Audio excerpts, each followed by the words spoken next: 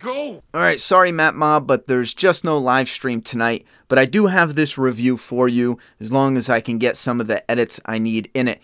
And recently I posted my Night of the Living Dead Flaw and Awe review. If you're interested or new here, it's an ultimate review with a fun style. Definitely check it out. But other than that, let's get right to the review. Now go! Now, the Whisper of War has been slowly building up, and now it's finally time to shed some blood on the battlefield in front of the hilltop. Now, this is The Walking Dead Season 10, Episode 11, called Morning Star. My biggest complaint is something I predicted. The episode would only be 15 minutes of fighting. Now technically I was wrong, since it was less. Only 7 minutes at the end of the episode, if we're counting when the Horde shows up. And even less than that if we're counting actual warfare. And I'm someone who likes a slow burn, but when you build up to a war moment, it just feels cheap to slap it at the end, so then you can do a cliffhanger, pop it in the beginning of the next episode, and then move to just characters talking again. Hurry up, get the war over, get the action over. If you're building up an ultimate showdown and battle, I tell you what, it better be in the next episode, because this wasn't it. Now, the use of flammable tree sap was clever, even the strategy in which it was used. The satellite comes back into play, being the catalyst for us to meet the mystery radio community. I'm in Virginia. And confirming they are close because they both saw it. It gets clunky though when Rosita accidentally overhears Stephanie on the radio, and there's odd line delivery from an actor that usually always gets it right with his performance. You just made me break my promise.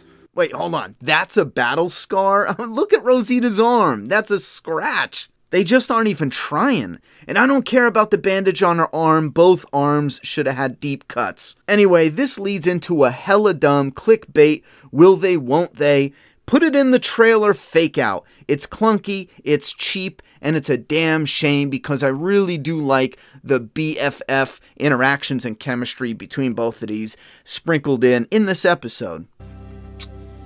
But that's quickly overshadowed by the blatant Stranger Things ripoff scene where they both sing on the radio. Give me a break, they thought it was cool when kids did it, so let's do it with adults.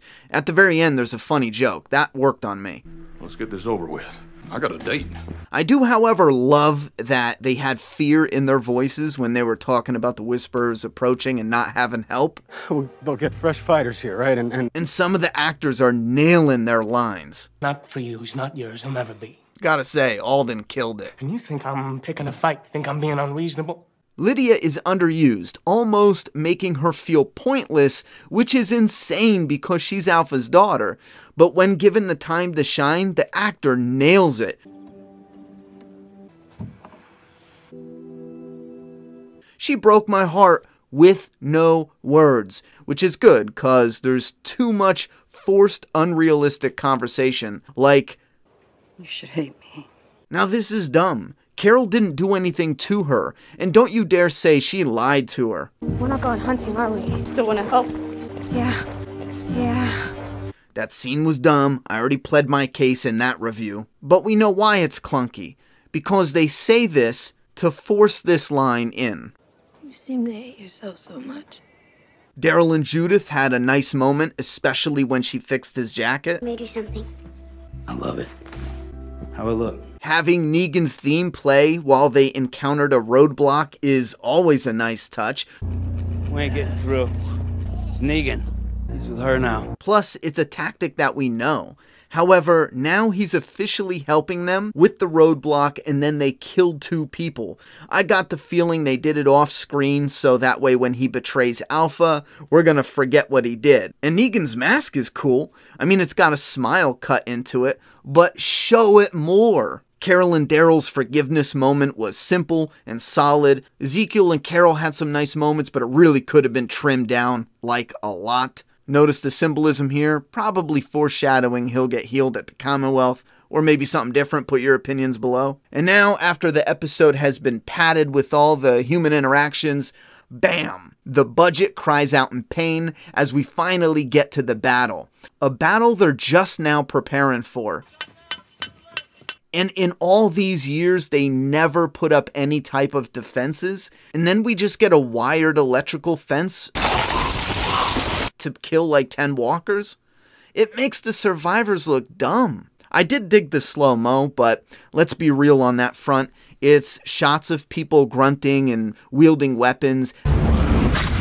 They edit, and then it's shots of a couple zombies getting their heads brained. But it's mostly just shots of our human survivors grunting, wielding weapons. And then, surprise, surprise, cliffhanger. Now this battle will likely spill over into the opening minutes, and maybe if we're lucky, we'll get another scene to follow. But I think I know now why I'm constantly left disappointed. Fam, the budget sucks. And I guarantee in 20 years, a documentary is going to come out and it's going to reveal the budget suffocated this show. You can hate me now for saying it, but remember me when they confirm it. So in closing, and like usual, I didn't hate it. And it's put together nicely. But there's no magic. There's no sparks. Well, except for the zombies. Alright, that was kind of like a low blow if you didn't catch that there. I meant like fanboys who just love everything The Walking Dead does. Get it? Zombies, you know, sparks, zombies. That was off the top of my head. I thought it was super clever at the time. I really don't mean to take a dig at you. If you loved it, you loved it. Have at it. The Walking Dead is just losing some of the magic for me, and I really think a big part of it has to do with the budget. We're not seeing anything amazing and outstanding a lot of the times, I feel. That's my stance. At this point in time, I could change my opinion, but I do think that the lack of a solid budget is just suffocating what they're able to do on the show. But please put your thoughts and opinions in the comment box below. Sorry I wasn't all the way insanely happy with a Joker smile on my face the whole time I did the review, but listen, I gotta be real with you. I'm not gonna sit here and lie to you. It was just okay. Thoughts and opinions below. I'm done talking. It's your turn.